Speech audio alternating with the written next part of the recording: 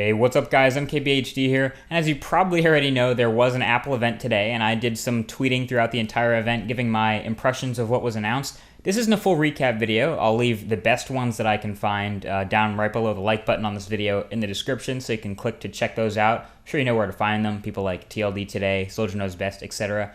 But I just want to give a quick thought about something that actually struck me today that wouldn't have to do with the whole entire thing. So Apple went through their whole lineup as they usually do. They introduced the new iPad 4, the iPad mini, the 13-inch MacBook Pro, the new iMac, and the new Mac mini. And then I was actually struck by the fact that Apple's desktops still have this sort of a form factor going on that confuses me but gives me hope for the future. So basically Apple's desktop lineup right now is the Mac mini, the iMac, and the Mac Pro. We'll start with the Mac mini. The Mac mini, as you guys probably already know, is not totally user serviceable. I did the fastest Mac mini in the world series where I did some user upgrades that aren't necessarily endorsed by Apple by putting an SSD in it on my own, but basically the only thing that they want you to get at is the RAM.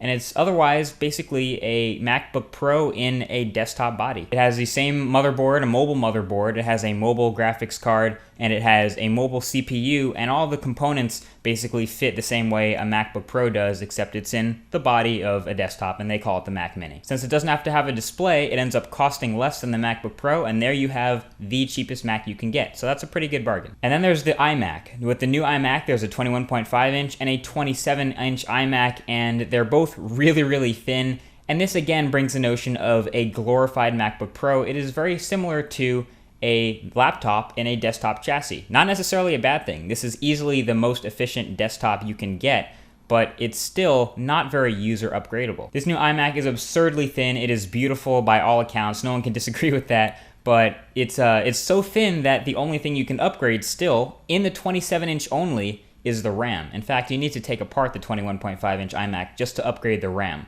So I can't really qualify these as true thoroughbred desktops. So that leaves the Mac Pro as the only true Apple desktop right now. And I can explain. Basically, it's the only one that has a desktop motherboard, desktop chip, desktop CPU, desktop graphics card, and desktop available upgraded components, which means I can go in and swap out the RAM, I can go in and change out the graphics card at any time because of the way it is designed. Now the Mac Pro that's currently being sold by Apple is currently rocking a graphics card from around 2010 and a slightly outdated Intel CPU. So that gives me a lot of hope for the next version of the Mac Pro, which could be huge. Apple could do two things with the Mac Pro next year in 2013. They could, one, kill it off, but I don't want them to do that, or they could do two and totally revamp it just like they did with the new iMac and keep the full true desktop form factor with upgradable components. A neat idea they could do, at least my idea, would be having a mid-range tower in the same form factor as a regular Mac Pro and a super high-end tower. So you could have the mid-range tower be a little bit smaller, have user upgradable components, new Ivy Bridge processor, new high-end graphics cards, and very easy to use design. You can swap in SSDs and hard drives and everything like that, and that could start at a price somewhere around $1,800. And then you could keep, of course, your Pro name, because the pros that are, doing video editing in Hollywood and doing After Effects and all kinds of crazy things really need the high-end specs. You could sell a high-end version of the new Mac Pro, and it would retail probably closer to the $2,400 that you guys are starting it at right now. So that's my idea for the new iMac. You can give a thumbs up if you agree. I said iMac, I meant Mac Pro.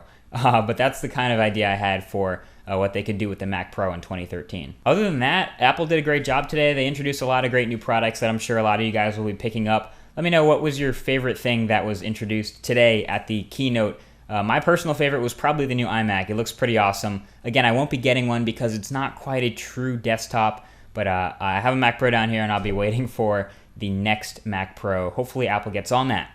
Get on that, Apple.